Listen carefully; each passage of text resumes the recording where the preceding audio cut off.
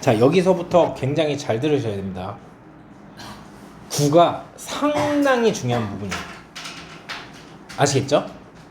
우리가 품사부터 시작해서 쭉쭉쭉 해서 나중에 막 굉장히 어려운 구문까지 가는데, 응? 여기가 허리거든요.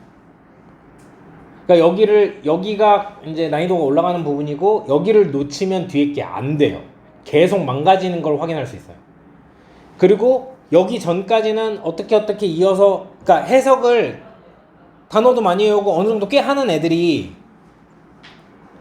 오역이 많이 난다던가, 아니면 뭐, 그러니까 누가 봐도 영어를 그렇게 못하는 애는 아니야.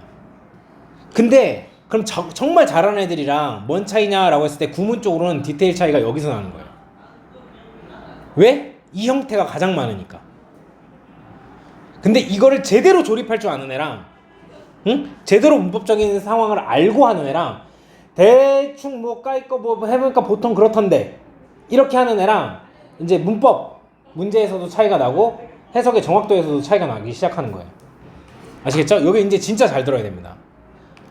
하나라도 빠지면 안 돼요. 뭐 맨날 중요하다고 얘기하는 것 같은데, 왜냐면 앞에서 얘기하는 그 뭐 품사나 구성요소, 형식 이런 것들은 말하자면은 3 곱하기 3은 이 정도로 나와야 되는 구구단 같은 거예요. 근데 내가 앞으로 막 함수도 하고 뭐 미적분도 해야 되는데, 그럼 얘는 방정식 같은 거예요. 미지수가 처음 나오고 막 이렇게 하는 거란 말이지. 그래서 이 개념을 이해를 잘 못하면 안 돼요. 무슨 말인지 아시겠죠? 여기 진짜 집중해서 잘 들으셔야 됩니다. 그리고 이 형태는 다 외우시는 게 맞아요. 아시겠죠? 그래서 조금 쪼개서 나가기로 했는데 오늘은 전부 다 이론이 되긴 할 거예요. 그리고 이걸 진짜 오늘은 다 대답하고 갈 거예요. 아시겠죠? 오케이? 자, 시작합니다. 잔소리 하나 더 하자면, 여러분, 많은 선생님도 그래 봤고요.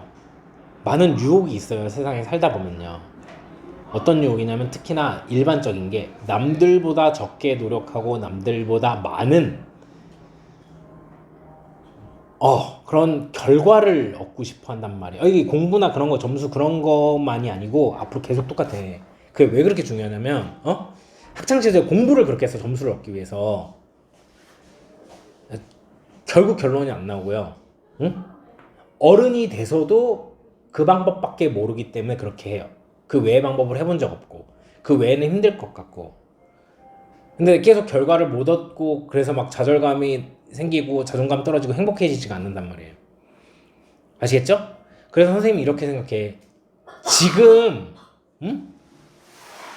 지금 1등급 받고 나중에 월급 200 받을 거냐?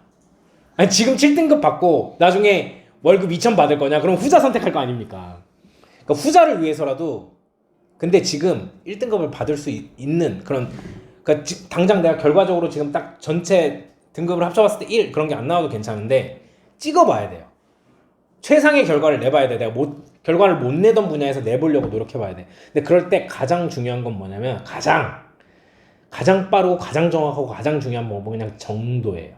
해야 될 일을 제대로 하는 게 제일 중요해요. 아시겠죠? 잘하는 애들 보면 그래요. 걔네들은 컨닝도 안 하고요. 걔네들은 베끼지도 않고요. 그렇죠? 걔네들은 저렇게 하면 너무 힘들 것 같은데 해서 내가 그렇게 하지 않는, 어떻게 편법을 찾아서 하는 걸 걔네들은 미련하게 밀어붙여요. 그게 맞아요. 특히 공부는 그 방법만으로 통해, 나중에 되면은 그런 성실한 노력뿐만 아니라 뭐 여러 가지 창의적인 게 필요할 수도 있는데, 그거는 그 방법을 기본으로 두고 하는 거기 때문에 어른 되면 이제 거기에다 또 창의적인 방법들이 필요하거든요. 여러분들이 기본 성실성을 쌓으셔야 됩니다. 여기서 아시겠죠? 자, 정리를 합니다. 구를 보고 있어요. phrase. 구라는 건 뭐냐면 단어 2개 이상이, 우리 개념은 배웠어요. 그죠? 이어서 나오는 거지. 길어지는 거 한마디로. 단어 2개 이상이 하나의 이제 품사 역할을 하는 걸 이제 구라고 합니다. 근데 우리가 문장을 보면은 초등학교 때 뭐 이럴 때, 유치원 때는 쉬웠다가 점점 어려워지는 게 64형식, 82형식이 나오는 게 아니라 똑같이 5형식 중에 하나인데 길어지고 복잡해져서 못하는 거예요. 그래서 이걸 해야 되는 겁니다.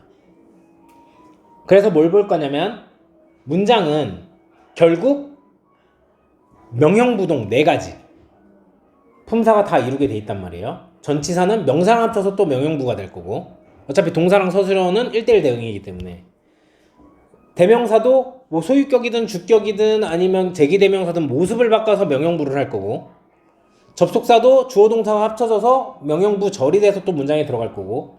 그래서 제일 처음에 하는 게 뭐냐면 품사를 파악해서 얘가, 왜 영어는 위치어니까 들어갈 자리가 뭔지 파악하고 거기에 자리에 맞는 해석과 문법 사항들을 정리를 한다. 그게 중요한 거예요. 그래서 명형부에 해당하는 구를 다 정리를 할 겁니다. 그런 다음에 얘네들을 어디에 쓸지 알 수 있겠죠. 그래서 우리가 명사구의 모양을 7가지를 배울 거예요. 지금 명사구의 모양 7가지를 배우는데, 그러니까 얘는 결국 정체가 뭐다? 명사. 대답하셔야 돼요. 아시겠죠? 왜? 대답하면 선생님이 기분이 좋고 그게 아니고 대답하는 사람의 실력이 올라갑니다. 출력을 한 번이라도 더 해봤기 때문에. 근데 매번 수업과 매 질문마다 그걸 해본 애랑 안 해본 애랑 차이가 있겠죠. 알겠죠? 결국 하는 일은 명사가 하는 역할을 할 거란 말이죠. 그러면 이 명사구들은 하는 일이 뭘 거냐?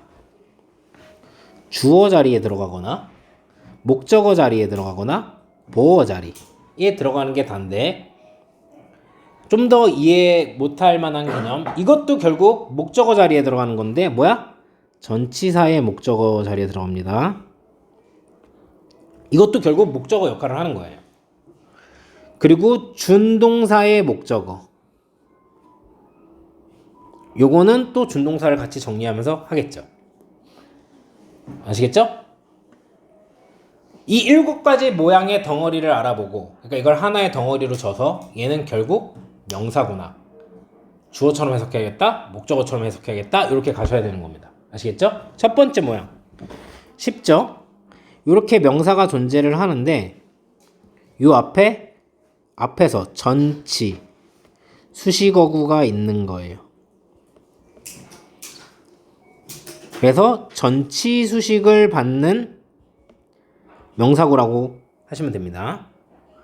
요렇게 수식을 하는 거겠죠. 그래서 여러분들 어려울까봐 예시까지 해놨어요. 자, 요렇게 스마트가 거를 수식하고, 어가 보이를 수식하고, an egg, the book, my car, 이런 식으로. 여기에 그러면 예시에 나와 있는 저 덩어리들은 결국 다 뭐라고요? 품사가? 명사라는 거죠. 그죠? 그럼 주어, 목적어, 보어, 전치사의 목적어, 준동사의 목적어에 들어가겠죠. 아시겠죠? 그래서 나온 것들을 보면 이 스마트 이런 것들은 그냥 형용사가 앞에 전치 수식어구로서 등장할 수가 있는 거고, 어나, on 부정관사라고 하죠. 더는 정관사, 즉 관사, 이런 애들, 그리고 소유격, 이런 애들이 전치 수식을 합니다. 결론적으로 한 개의 작은 단어가 전치 수식을 하게 됩니다. 근데 수식할 게 조금 길어요. 아시겠죠? 그러면 뒤에서 수식을 하게 됩니다. 후치 수식어구입니다. 그래서 후치 수식을 받아서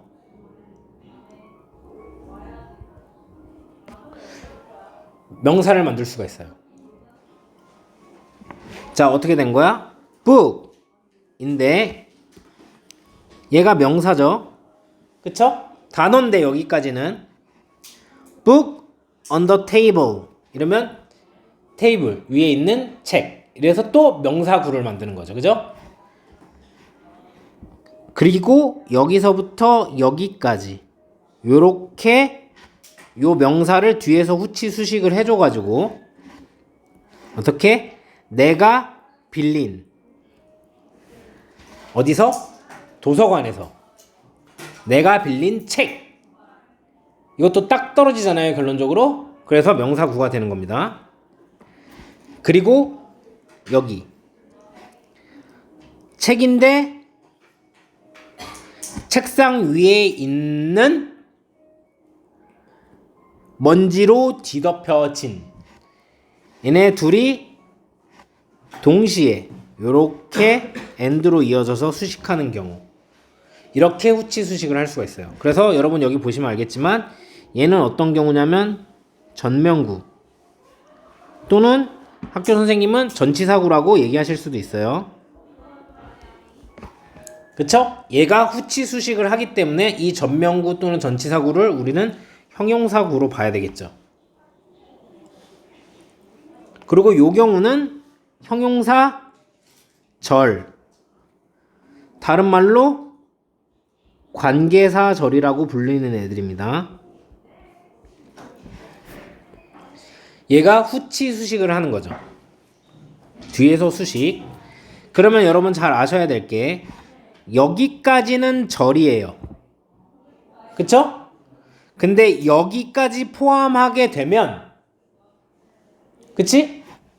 접속사 플러스 주어 동사 형태의 절이 하나의 품사 형용사를 했어. 그리고 여기부터 여기까지는 뭐야? 명사 구야. 접속사 플러스 주어 동사 형태가 깨진 거지. 아시겠죠? 그리고 얘는 어떻게 된 거냐면 형용사 구나 절이 이제 and 또는 but 또는 or 이런 거 나오고 형용사 구 또는 절 요렇게 연결된 기다란 형용사 구가 수식을 하는 경우죠. 그래도 전체적인 정체는 결국 뭐였다? 북이잖아. 명사였고 길잖아. 후치 수식을 받는 명사 구였다. 그리고 1번과 2번을 함께 해서 전치 수식어구, 얘는 짧은 것들이 이제 단어 하나가 수식을 하게 될 거고, 후치 수식어구,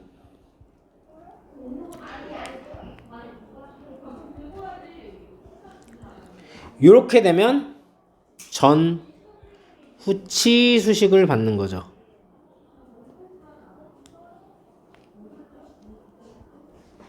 그걸 받는 명사구가 되는 겁니다. 여기까지 어려운 개념 없어요. 그죠? 근데 선생님 저 모양을 좀 보니까 어렵지 않은데요? 쉬운 것 같은데요? 저걸 못한다고요? 그런 마음을 가지면 안 돼요. 사람은 굉장히 메타인지가 생각보다 높지가 않습니다. 실제로 못 알아봐요. 솔직히 대충 비벼갖고 주물러갖고 넘어가는 경우 되게 많으면서 저거 들었을 때 내가 완벽히 아는 상태에서 설명을 해주니까 그거를 들으니까 자기는 쉽게 느껴지는 게 있단 말이에요. 학생들이. 근데 뭔가 배울 때는 아무리 겸손해도 지나치지 않아요. 뭐라고? 애들 이제 초등학생들 가르칠 때 뭐라고? 자 여기 보니까 어차피 얘랑 곱해야 되니까 4, 7, 28이니까 그러니까 얘랑 더하면 되잖아. 그치? 뭐 그럴 때 이제 듣고 맞아 했는데 너 4, 7해? 그러면 이러는 초등학생들 많다고요. 선생님 계산하면서 답을 얘기해주면서 얘기하니까 자기도 외운 줄 알아. 구구단을. 아니라니까. 7개를 다 구분하실 줄 아셔야 됩니다. 저 모양이 있다는 틀을 머릿속에 잡아야지 얘가 결국에는 이렇게 묶어야 됐고 이렇게 이런 역할을 하는 거였구나를 알아보게 됩니다. 우습게 보시면 절대 안 돼요. 지식은. 아시겠죠? 왜? 나도 그랬거든. 내가 제일 약한 게 문법이었어. 왜 대충 되는 거야 해석이. 스무스하게 대충 비벼갖고 이렇게 하면 되거든? 근데 문법 문제는 엄청 틀리고 그랬어 선생님이. 독해는 진짜 잘 안 틀렸는데 이거다 문제가. 우린 내신해야 되니까. 자 위에서 봤듯이 뭐야? 이제 명사구랑 명사구 사이에 and나 but, or 이런 게 등장해서 이런 걸 뭐라고 하냐면 등위 접속사라고 합니다. 로 연결된 명사구가 또 있을 수 있겠죠. 구성은 여러분들이 좀 쉽게 외우는 걸 힘들어해가지고 그걸 좀 고려를 했습니다. 아시겠죠? 이런 거겠죠? Apples and oranges, 그지? 결국은 정체가 명사고 구죠. 덩어리니까 단위가 구인 겁니다. 그리고 이런 것들이 있어요. 명사가 붙어 있어요. 이런 걸 합성 명사라고 합니다. 밑에 일부러 예시를 다 달아놨어요. 여러분들 이해하기 쉬우라고. 또 헷갈리지 말라고 복합 명사라고 얘기하실 수도 있습니다. 아시겠죠? 그러니까 복합 명사라고 해도 합성 명사, 복합 명사 둘 중에 뭐라고 해도 다른 게 아닙니다. 아시겠죠? 예를 들자면 이런 거지. 일부러 두 가지 예시를 했는데 북 이것도 명사죠. 스토어도 명사죠. 북 스토어 하면은 책방이죠. 서점이지. 프로젝트 명사고요. 매니지먼트는 관리라는 뜻이고요. 툴은 도구라는 뜻이에요. 그래서 프로젝트 관리 도구입니다. 아시겠죠? 뭐 더 긴 것도 있겠죠. 근데 그걸 굳이 찾아야 되나라고 해가지고 어쨌든 합성 명사가 있다는 거. 그리고 우리가 이제 여기에서 이제 주로 나중에 해결해야 될 아시겠죠? 투부정사랑 동명사가 있습니다. 자 여기 얘를 뭐예요? 투부정사라고 해요. 동사의 원형이라서 동사에다 동그라미 해놓은 거예요. 투부정사. 얘는 해석하는 방법을 이제 알려드려야죠. 아시겠죠? 기본적으로 무엇 하는 것이라고 해석을 하는데 실제로 갖고 있는 뉘앙스가 약간 미래지향적이기 때문에 무엇 할 것 이렇게 해석돼도 굉장히 유리하게 잘 됩니다. 자, 이 투부정사는 품사가 뭐라고요? 지금 우리 뭐가 될 수 있다고 배우고 있는 거예요? 그쵸? 그러니까 들어갈 수 있는 자리가 주어, 목적어, 보어. 네, 얘는 전치사의 목적어는 안 됩니다. 아시겠죠? 준동사의 목적어 까지만 됩니다. 원래 준동사의 목적어는 잘 안 가르쳐요. 근데 내가 보니까 애들이 되게 많이 헷갈려하는 것 중 하나가 준동사의 목적어더라고. 저거는 준동사를 이제 설명하면서 좀 더 자세히 할 겁니다. 그리고 문장에 ing 모양이 나왔는데 얘가 명사로 쓰일 때를 동명사라고 하는 거예요. 위에 예시를 봐야죠. 요렇게 to 다음에 동사 원형. 요게 뭘까에 대해선 뒤에서 하면 되는 겁니다.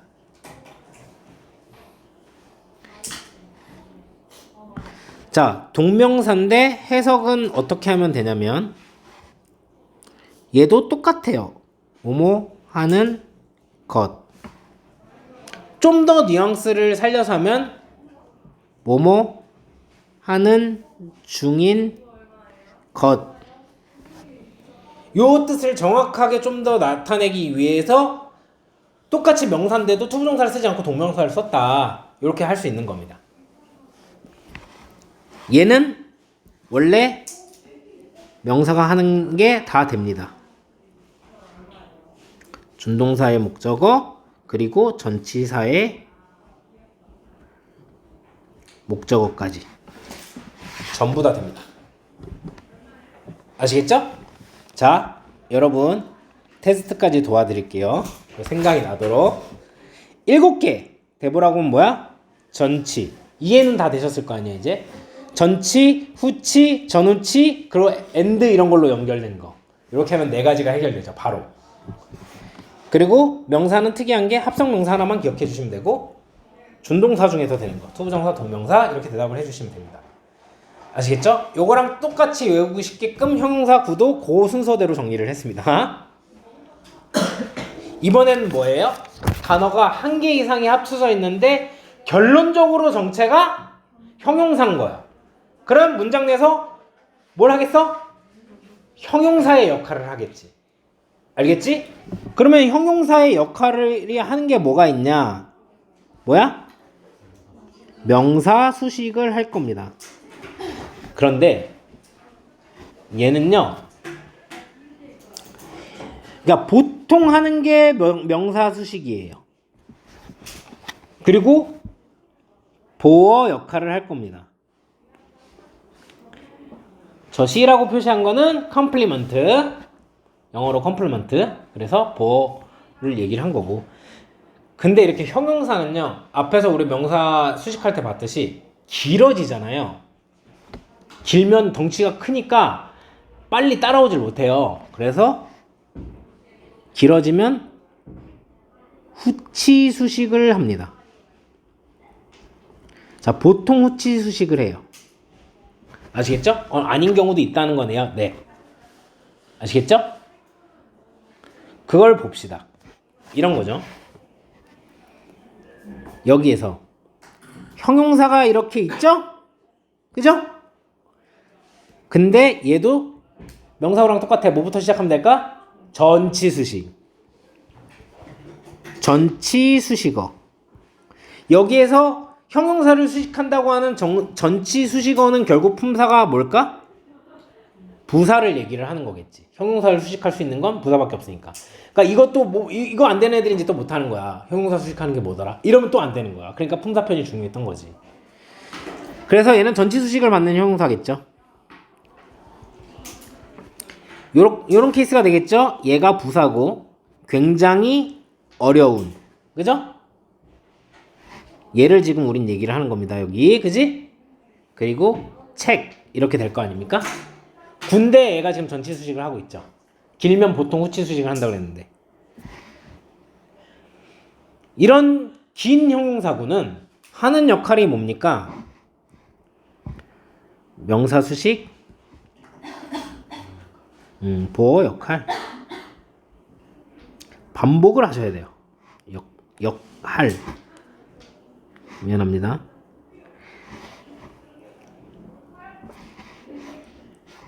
형용사도 자 이번엔 또 뭘 하면 될까요?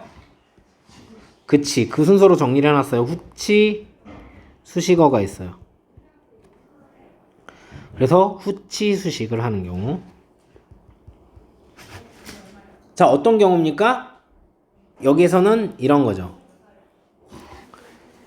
at painting 하면은 전명구입니다. 전명구잖아요. 얘가 이 형용사를 수식하는 거죠. 얘를. 그죠? 이 형용사는 지금 보어 자리에 나와 있는 거고. 그지? 그러면 뭐야? 여기서부터 시작해서 여기까지가 형용사 구라는 얘기지. 그치? 그녀는 실력이 좋아. 그치? 그림 그리는데. 그림 그리는 것에 좋은 뭐 실력이 좋은 이런 뜻이 되는 거겠지. 그치? 그리고 여기에서는 뭐냐면 이 투부정사가 부사인데 이 difficult를 수식을 하는 거예요. 읽기에 어려운 이렇게 되는 겁니다. 이해하기에. 그죠? 이해하기에 어려운. 그러면 얘는 이 형태가 됐을 때는 어떤 역할을 합니까? 명사수식 당연히 기본적으로 보어 역할.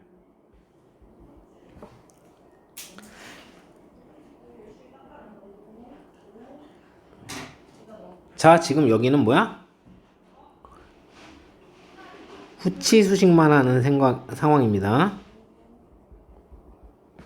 이렇게 형용사 플러스 뒤에서 후치 수식을 하면 명사 수식을 할 때도 얘네가 앞에 나와서 수식할 수 없는 거예요. 무슨 말인지 아시겠죠? 여기를 잘 보세요. 얘는 길잖아요. 이렇게 형용사 구가. 지금 형용사 구를 표시해 주자면 여기는 이만큼이 형용사 구고 여기는 이만큼 여기는 이만큼이 형용사 구잖아요. 아시겠죠?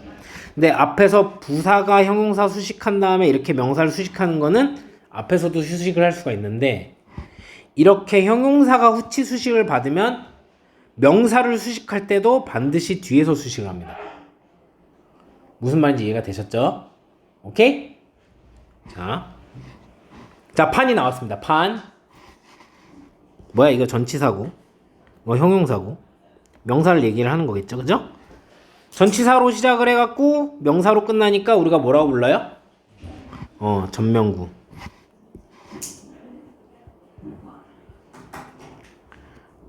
전치사구라고 부르기도 합니다.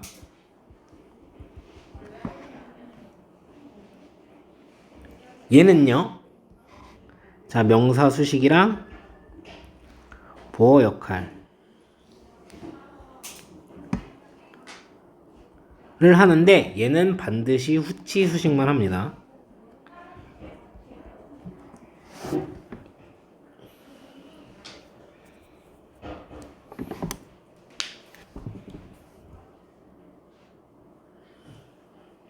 그리고 이렇게 전명구 같은 경우는요. 형용사가 되면 99%가 후치 수식입니다.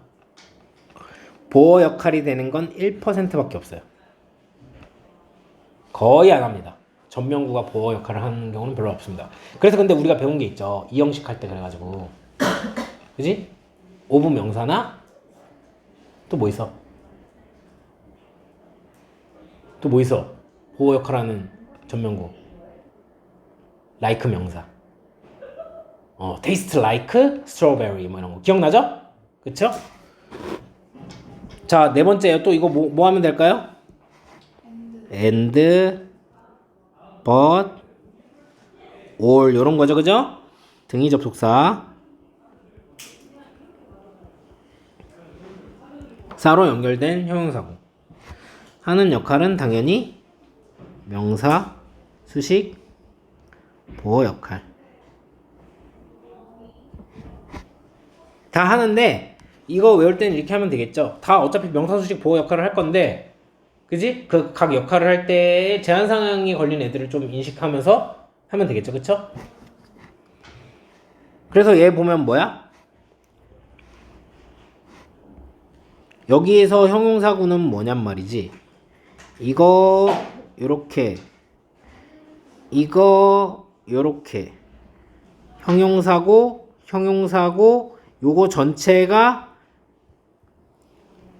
형용사 구겠지. 이렇게 되는 거겠죠?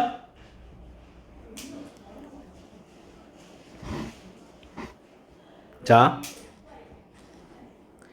여기까지 앞에랑 명사랑 구성이 비슷했어요. 그죠? 원래 전후치 수식 대신에 전명구가 들어간 거고, 그지? 이제 남은 건 준동사류. 투부정사, ing, pp.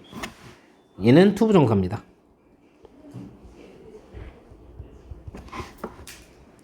해석은 써놨어요. 자, 기본적으로 뭐뭐 하는 이라는 뜻으로 해석이 되는데 미래지향적이라고 했죠? 그래서 뭐뭐 할, 그쵸? 좀 더 정확하게 해석하면 이런 또 해석이 됩니다. 얘도 요렇게 읽을 책, 할 일, 그죠? 요렇게 뒤에 이제 구조가 나온다는 건 이제 뒤에 이제 한꺼번에 볼 거기 때문에 얘도 명사, 수식, 보어 역할을 다 할 수 있어요. 보어 역할은 여기서 바로 알아보지 않고 뒤에서 정리할 겁니다. 한꺼번에 하면 여러분들 힘들어 하시니까. 그리고 투부정사 여기 준동사 부분 좀 조심해야 되는 게 얘는 후치 수식만 가능합니다.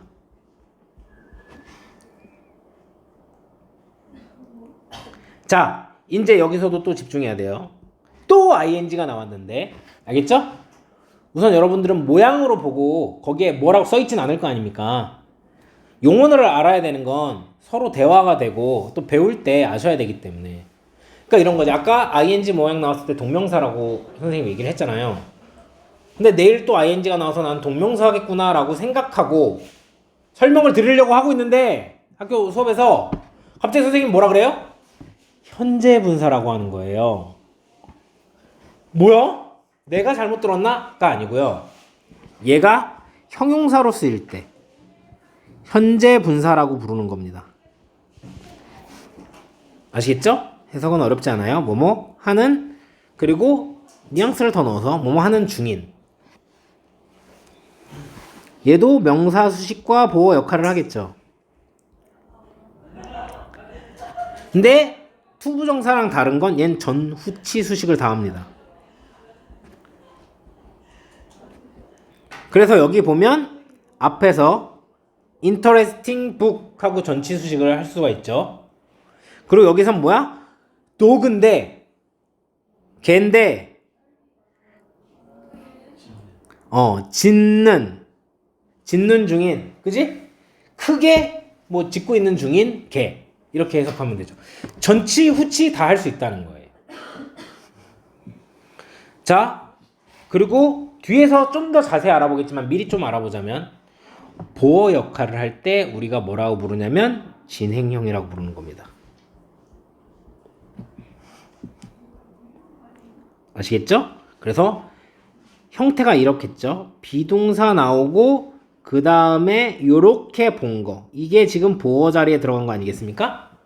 사실 진행형이 현재 분사, 즉 보어 자리에 들어가갖고 형용사 역할을 할 때 이렇게 해석을 하는 겁니다. 그리고 PP, 과거 분사. 말 그대로 영어로 past particle. 과거 분사라고 합니다. 선생님, 얘는 아까 명사에서 없던데요. 네, 명사는 수동을 할 수가 없어서 그래요. 아시겠죠? 해석은 다 외우셔야 됩니다. 뭐뭐 된, 뭐뭐 진, 뭐뭐 당한, 뭐뭐 받은. 이렇게 해석하시면 되고, 당연히 얘도 명사 수식과 보어 역할을 하겠죠.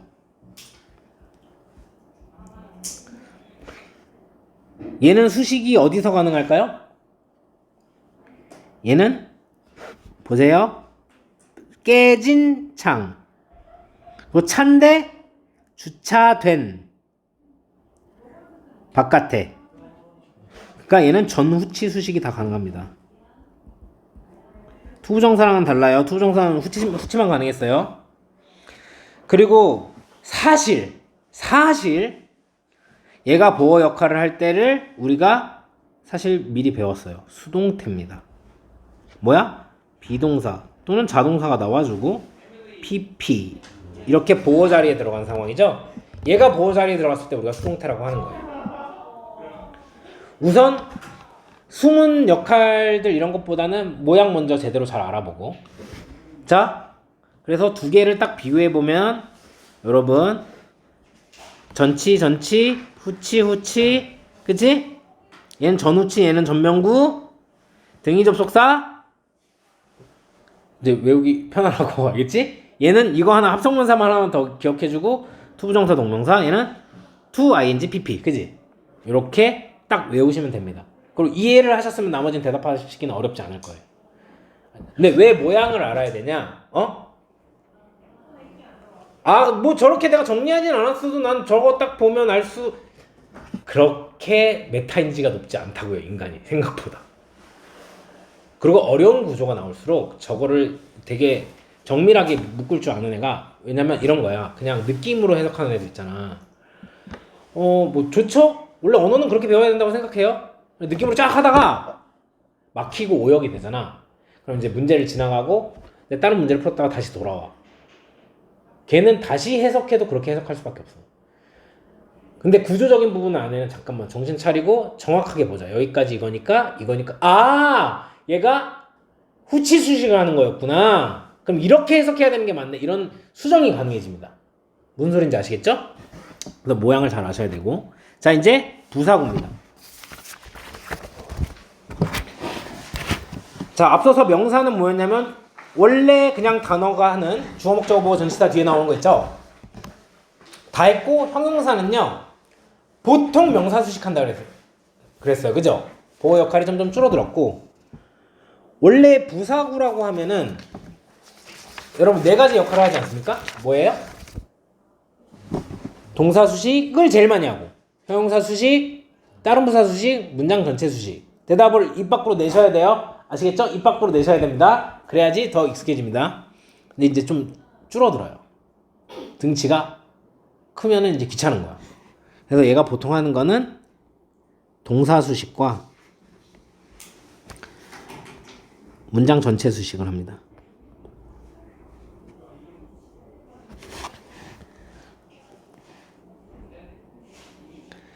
자, 얘도 정리를 했어요.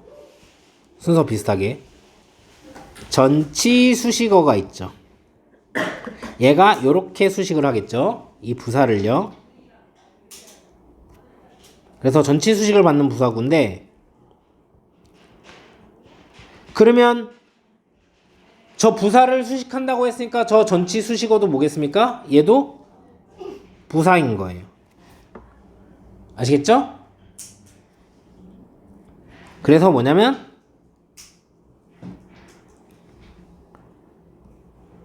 이거 빨간색으로 해야죠. 이게 부사구인 거죠, 지금. 그죠? 놀랍게도 매우 부드럽게, 이렇게 된 거죠. 얘는 그리고 여기 꽤 잘, 눈에 띄게 잘, 그래서 꽤 눈에 띄게 잘 대답을 했습니다. 이렇게 되는 거죠. 아시겠죠? 또다시 한번 판이 나왔어요. 전면구 또는 전치사구. 용어는 딴 데 가서도 헷갈리지 마시라고 알려드리는 겁니다. 요거죠? 이렇게 전치사로 시작하면 명사로 끝날 거라고 생각해서 여기선 지금 동사 수식을 하는 거죠. 서울에 산다. 그죠?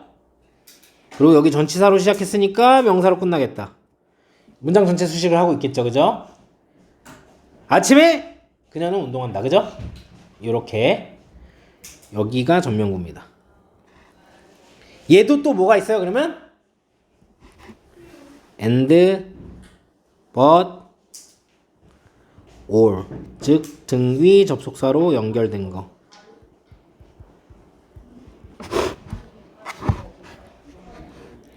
해석을 어떻게 하면 될까요? 너는 참가할 수 있어. 자, 여기 이번엔 all로 한번 해봤습니다. 이 예문을. 해석 어떻게 해야 될까요? 허락을 가지고죠. 허가를 가지고. 그러니까 허가를 받고. 허가와 함께 혹은 초대에 의해서 요렇게 연결돼서 요렇게 등위 접속사로 연결. all도 등위 접속사니까. 그지? 부사구입니다. 또 자, 여기는 투부정사가 있고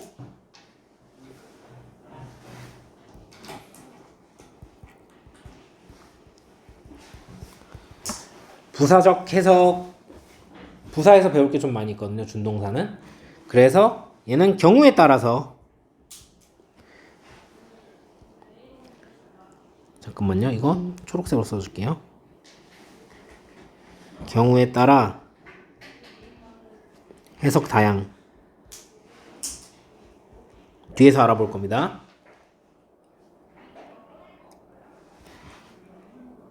자, 얘는 뭐라고 부르냐면 또 ing가 나왔잖아요.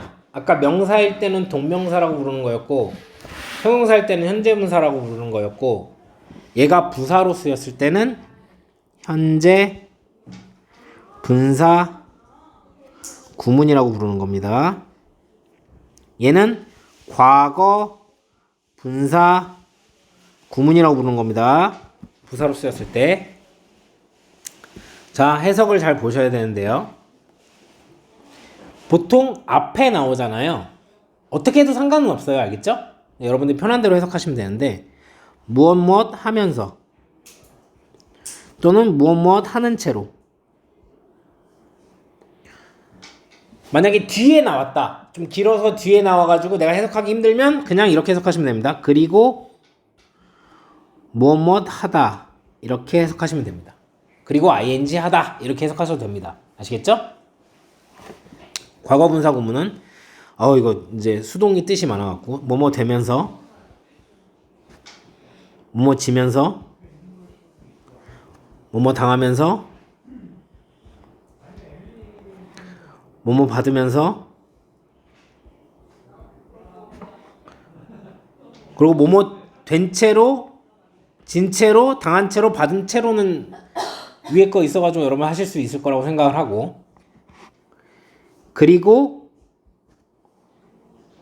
뭐뭐해 뭐뭐 되다 뭐뭐해지다 뭐뭐 당하다 뭐뭐 받다 이렇게 해석하시면 되겠죠.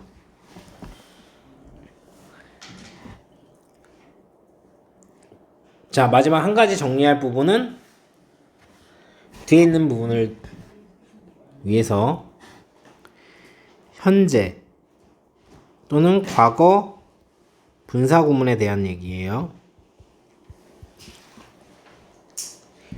얘는 뭐냐면요. 원래 접속사 플러스 주어 동사 형태의 부사절을요. 구 형태로 전환한 겁니다. 아시겠죠? 그리고 우리가 계속 봐야 될 게 뭐냐면 앞으로 영어는 긴 걸 싫어해요. 그리고 영어는 반복하는 걸 싫어해요. 이런 구문들이 왜 생기냐면 짧은 형태로 변형을 시키는 거를 선호하기 때문에 여러분이 또 서술형에서 만날 수가 있는 겁니다. 아시겠죠? 긴 거 싫어하기 때문에 짧은 형태로 변형하는 걸 선호하고요. 반복을 싫어하기 때문에 지시사를 사용한다던가 대명사를 활용해 갖고 나타내주고 그리고 생략하는 거를 선호합니다. 반복되는 거는. 요거는 미리 기억해 두세요. 앞으로 많은 지금 구문을 이제 구를 하면서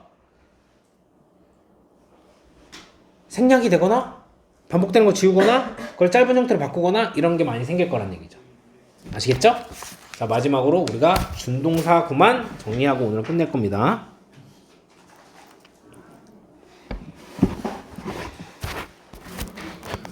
자, 준동사구 총정리를 하도록 하겠습니다. 여기에 잘못한 것 같네요. 요건 신경 쓰지 마시고. 자, 이름이 준 동사입니다. 이 말은 동사가 아니라는 거예요. 아시겠죠? 이게 되게 중요한 의미입니다. 다시 한번 기초로 들어갔을 때 내가 문장을 만들려면 영어는 위치어기 때문에 그거에 해당하는 요소를 순서대로 잘 배열을 해야 되거든요. 주어 자리에 들어갈 수 있는 거, 뭐 목적어 자리에 들어갈 수 있는 거, 뭔가 수식할 수 있는 거는 다 정해져 있어요. 위치가. 아시겠죠? 근데 얘는 동사를 고쳐서 준동사로 굳이 만들었어요. 그래서 문장에 들어가려면 선생님이 항상 4개 명형, 부, 동 중에 하나여야 된다고요. 구가 돼도 명형, 부, 동 중에 하나가 돼야 된단 말이야. 절이 돼도 마찬가지. 근데 어차피 동사는 서술의 역할을 하기 때문에. 근데 얘는 동사였던 애를 굳이 변형을 했다는 거는 동사로는 쓰지 않겠다. 근데 얘가 문장에서 쓰려고 하면 그럼 뭘로 쓰겠다는 얘기일까요? 네, 그게 중요한 사실입니다. 앞으로 여기뿐만 아니라 뭐든지 여러분이 뭐부터 접근하셔야 되냐면 이게 과연 명사냐, 명사구냐, 명사절이냐 또는 형용사냐, 형용사구냐, 형용사절이냐 이게 부사냐, 부사구냐, 부사절이냐에 따라서 자리에 집어넣고 해석을 그에 맞게끔 하시는 걸 중요하게 생각하셔야 돼요. 그래서 얘는 뭘로 쓰겠다? 명사나 형용사나 부사로 쓰겠다고 그냥 발표를 한 겁니다. 근데 얘는 동사를 고친 거라고 했단 말이죠. 그래서 동사랑 헷갈리면 안 돼요. 문장의 동사는 몇 개라고요? 하나예요. 아시겠죠? 그러면 얘랑 똑같은 모양으로 그대로 써주면 어떤 일이 벌어지냐면 헷갈리는 일이 벌어지지. 동사가 2개가 돼버리고. 그러니까 원래 동사의 이런 모양에서 어떻게 해줍니까? 이거 원형이죠, 그죠? to를 붙여줍니다. 이렇게 앞에. 아니면 원형을 해준 다음에 이렇게 ing를 붙여줘요. 아시겠죠? 아니면 이렇게 ed. 자, 이제는 원래 동사랑 생긴 게 다르지? 얘는 동사가 아니야. 자, 나는 뭘로 쓸 거다? 명사, 형용사, 부사로 쓰겠다 이런 얘기란 말이야. 그래서 따로따로 배우면 안 되고 투부정사라는 게 출현을 했다. 그럼 내가 뭐부터 확인해야 되냐? 얘가 명사냐?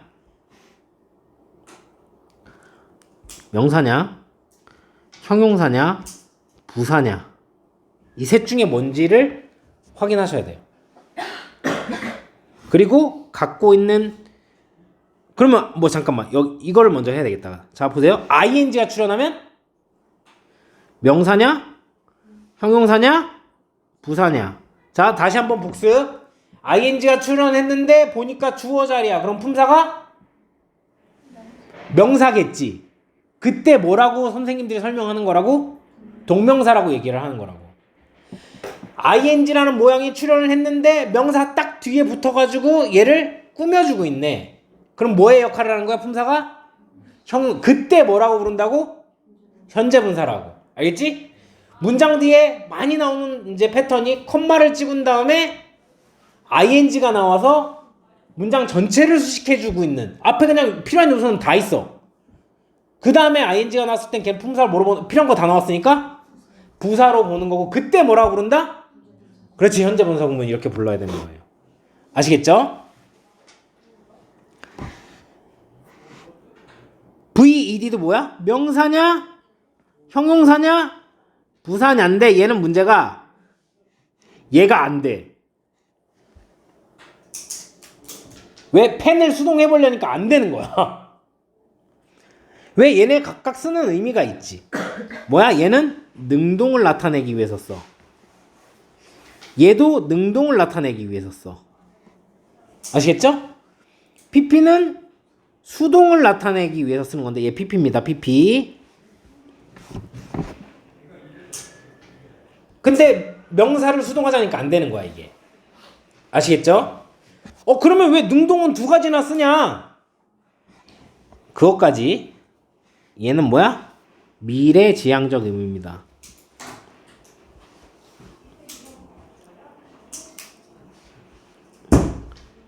몰라도 크게 상관은 없습니다. ing 쓸 때는 이미 일어난 일이나 진행 중인 것을 지향하는 의미입니다. 아시겠죠? 오케이, 알겠는데 얘가 그러니까 원래는 동사였던 애라는 거지. 그러니까 동사를 변형을 했다는 거잖아. 그러면 어떻게 변하는지 그 과정을 좀 볼 겁니다. 원래 이런 문장이었어요. 아시겠죠? 이렇게 주어, 타동사, 목적어, 삼형식을 봅시다. 이런 문장이었어요. 그런데 잠깐만, 얘를 이 전체를 명사로 쓰고 싶은 거야. 그래서 어떻게 해? 자, 우선 원형을 해줘야 되겠죠. 그 다음에 앞에 to를 붙여줍니다. 아시겠죠? 그리고 여기 주어 있죠. 얘도 써줘야 될 거 아닙니까? 얘요. 그죠? 근데 얘는 명사잖아요. 딴 거랑 헷갈릴 수가 있단 말이죠. 자, 얘는 뭐냐면 문장의 주어예요. 그죠? 그리고 얘는 뭐야? 문장의 목적어예요. 그죠? 자, 요렇게 바꿨을 때 얘는 뭐냐면 to 부정사의 목적어예요. 아시겠죠? 그러면 여기에 뭐도 있을 수 있냐면 to 부정사의 주어가 있을 수 있잖아요. 그죠? 뒤에 정리를 하겠지만 이럴 때는 보통 이렇게 써줍니다. for 명사. 왜? 주어 어차피 명사였으니까. 즉 이거 주어였던 거 앞에 s를 붙여주는 거예요. 지금 for를 붙여주는 거예요. 무슨 말인지 아시겠죠? 이렇게 하면 우리가 뭐가 끝난다? 투부정사화한 게 끝난 거야. 이 문장을. 투부정사화를 했다는 건 의미가 뭐야? 문장을 굳이 투부정사화를 했다는 건 난 어떻게 하고 싶다 얘를? 그치. 명사 또는 형용사 또는 부사를 쓰기 위해서 명사화, 형용사화, 부사화를 한 거다. 아시겠죠? 또 이런 방법이 있지. 이번에는 여기에다가 원형한 다음에 ing를 붙였어.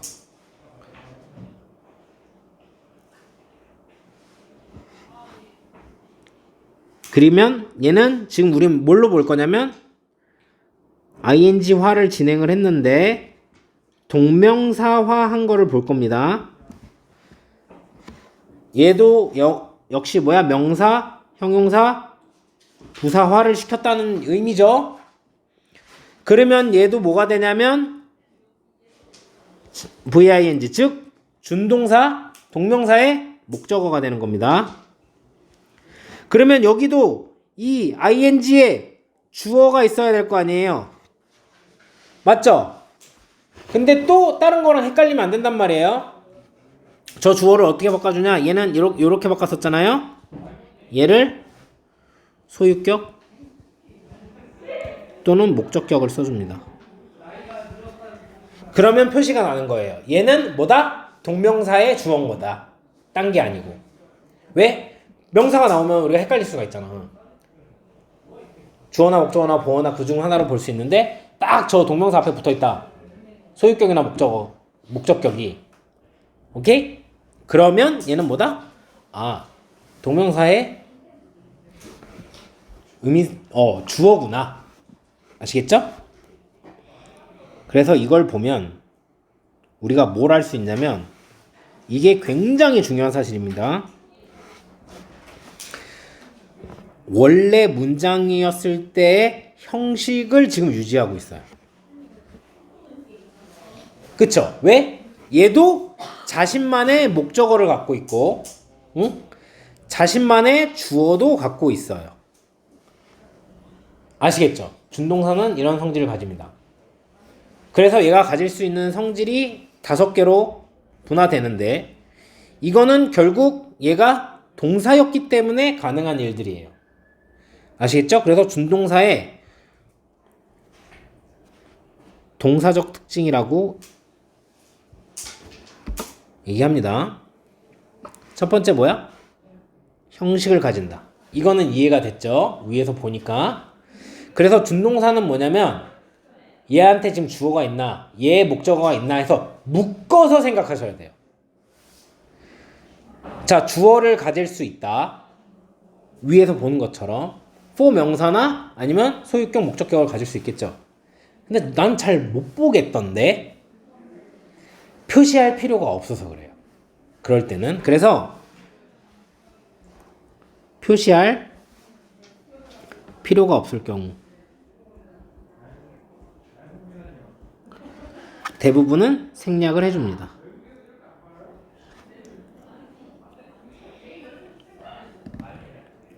그쵸? 동사랑 뭐가 달라요? 동사는 이제 명령문이라는 게 있긴 한데 항상 주어를 표시해줘야 되거든요. 근데 준동사니까 조금 뭐랄까? 급이 낮아졌어요. 동사 하다가. 그래서 주어도 야 너 씨 뭐 필요 없어. 너 표시하지 마. 이렇게 되는 거예요. 그리고 얘 동사적 특징을 갖고 있기 때문에 시제도 가질 수 있거든요. 현재, 미래, 과거 다 가지면 좋겠는데 또 동사가 그러면 야 이제 넌 나랑 놀 급이 아니지 않냐? 그래서 뭐냐면 나보다 네가 먼저 뭔가 할 거잖아. 그럼 그때만 해. 그래서 본동사보다 본동사라는 건 문장, 주절에 동사를 얘기하는 거겠죠. 시제가 앞선 경우 이거 굉장히 중요합니다. 나중에 분사구문할 때 또 많이 이용이 됩니다. 그리고 얘도 역시 능동, 수동 표현이 가능합니다. 이거 지금 준동사의 전체적인 공유하는 특성들을 얘기하는 거고요. 이제 각각의 케이스를 알아보면서 그거는 다음 시간에 설명을 할 겁니다. 아시겠죠? 마지막입니다. 얘는 부사의 수식을 받는다. 동사였기 때문에 어렵지 않은데 뭐를 여러분들이 조심해야 되냐면 얘는 그러니까 어떤 부분이 애들이 헷갈리는 거냐면 준동사가 명사로 쓰일 수도 있다고 했죠. 명사는 원래 뭐의 수식을 받나요? 형용사의 수식을 받죠. 근데 준동사가 명사라 쓰일 때는 그래도 부사의 수식을 받습니다. 아시겠죠? 명사로 쓰일 때도 부사의 수식을 받습니다. 아시겠죠? 자, 이는 조금 길었는데 어쨌든 여기도 또 전치수식, 후치수식, 전명구 순서대로 대답을 하시면 등위 접속사 또 이건 6개밖에 안 되죠. 그죠? 이런 거 잘 대답하실 수 있을 거고요. 요건 또 선생님이 이해를 위해서 이렇게 한 다음에 하나씩 볼 건데 요 5가지는 꼭 외우셔서 뒤에서 하나하나 케이스가 나올 때마다 아 이거 이 특성이 이렇게 된 거구나 기억할 수 있게끔 대답할 수 있게끔 공부해 놓으셔야 됩니다. 아시겠죠? 오케이? 오늘은 여기까지 하도록 하겠습니다.